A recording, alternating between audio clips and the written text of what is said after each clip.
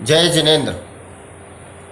सम्यक दर्शन के निर्गुजुगुप्सा अंग में प्रसिद्ध उद्यायन राजा की कहानी आज मैं आपके सामने लेकर आया हूँ। संसार में सभी वस्तुएं हैं,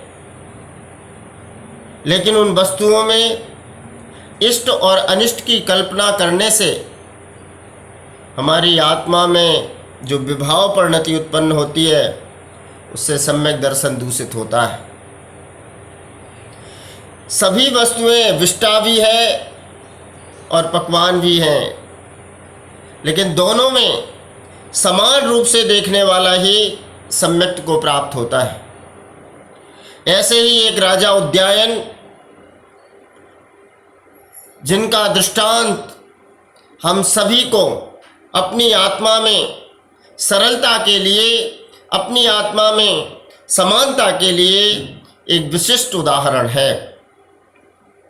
एक दिन इंद्र अपनी सभा में रोरकपुर के अनुशास्ता उद्यायन राजा की भूरी भूरी प्रशंसा करते हुए निर्गुजुगुप्सा अंग में उद्यायन के समान दूसरा कोई भी इस पृथ्वी पर नहीं है, ऐसी उनकी प्रशंसा कर रहा था। वस्तुतः यदि यूँ कहें कि संसार में सबसे बड़ा दुख है दूसरे का सुख। दूसरों को सुखी देखकर हर्षित होना किसी विरले ही भव्य आत्मा का स्वभाव है। प्रायः कर संसारी प्राणी दूसरों का उत्थान व सुख देखकर जलते रहते हैं। दूसरे का सुख उनके लिए दुख का कारण बनता है। इसी प्रकार से इंद्र की सभा में भी उपस्थित एक देव का हृदय उद्यायन की प्रशंसा सुनकर तिलमिला उठा। वह देव स्वर्ग से उतरकर भूतल पर आया और उसने कृत्रिम मुनि का वेश धारण कर उद्यायन राजा के द्वार पर वो पहुंचा, जिसका शरीर कुष्ठ रोग से सछिद्र था। उससे खून, मवाद आदि बह रहा था। चारों तरफ मक्खियां भिनभिना रही थी। उसके शरीर में इतनी दुर्गंध निकल रही थी मानो साथ में नरक की मिट्टी यहां आ गई हो। जिस दुर्गंध के कारण पथिकजन मार्ग छोड़कर दूसरे मार्ग से चले जाते, उन कृत्रिम मुनिराज के समक्ष नहीं आते। ज्यों ही उद्यायन राजा ने अपने द्वार की तरफ मुनिराज को आते हुए देखा तो उनका शरीर पुलकित हो गया। हर्ष से मन मयूर नाच उठा, हृदय गदगद हो गया, आनंद आंसू से नेत्र पल्लवित हो गए।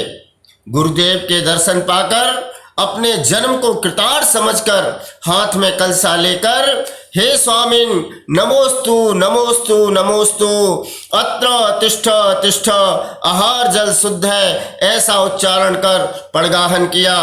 3 प्रदक्षिणा देकर घर में प्रवेश करने का आग्रह कर घर में ले गया। आहार विधि को जानने वाले उद्यायन ने मुनिराज को उच्चासन देकर उनका पाद प्रक्षालन किया, अष्टद्रव्य से उनकी पूजा की, उनको नमस्कार किया और बोला, हे स्वामिन मन वचन काय से आहार जल शुद्ध है, भोजन ग्रहण कीजिए। उद्यायन ने नवधा भक्ति करके मुनिराज के को आहार उनका करवाया। अपनी विक्रिया से उक्त कृत्रिम मुनि वेशधारी मुनि ने उद्यायन के द्वारा दिए गए सारे पकवानों को ध्वस्त कर लिया। तत्पश्चात उद्यायन की परीक्षा हेतु इतना दुर्गंधित भवन किया, जिसकी दुर्गंधी से दूषित हो राजा के कर्मचारी वहां से भाग छूटे।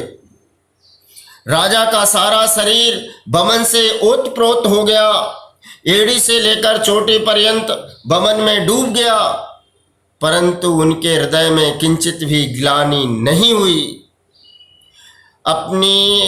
अपनी निंदा करके राजा बार बार मुनिराज से क्षमा याचना कर नम्र भाव से प्रार्थना कर रहा था कि गुरुदेव, मुझ प्राणी ने आपको प्रकृति विरुद्ध आहार दिया, इसलिए आपको कष्ट हुआ। ये तो मेरा अशुभ कर्म का उदय है कि मैं मुनिराज का निर्विघ्न आहार नहीं करा सका। आप मुझको क्षमा करें। अपने हाथों से उस राजा ने सारे बमन को साफ कर दिया।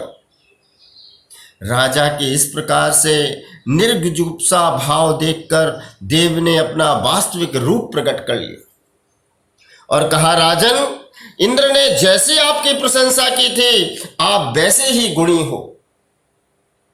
इंद्र की वार्ता सुनकर मैं स्वर्ग से तुम्हारी परीक्षा करने के लिए आया था। तुम परीक्षा में उत्तीर्ण हुए हो, तुम सम्यक दृष्टि हो। इस प्रकार राजा की भूरी भूरी प्रशंसा कर वह देव स्वर्ग में चला गया। जो मानव इस प्रकार सम्यक दर्शन का अवयवभूत निर्जुगुप्सा अंग का पालन करते हैं, वे देवों के द्वारा भी पूज्य हो जाते हैं। उनका नामोल्लेख समंतभद्राचार्य ने रत्नकरण श्रावकाचार में बड़े सम्मान के साथ उल्लिखित किया है। वस्तुतः संसार में किसी के प्रति भी ग्लानि नहीं होना, यही सम्यक दृष्टि का गुण है, यही सम्यक दर्शन का भाव है। तो हम सभी उस निर्जुगुप्सा अंग की ओर अग्रसर होवें, ऐसी मंगल भावना करता हूँ। जयनम जयतु शासनम।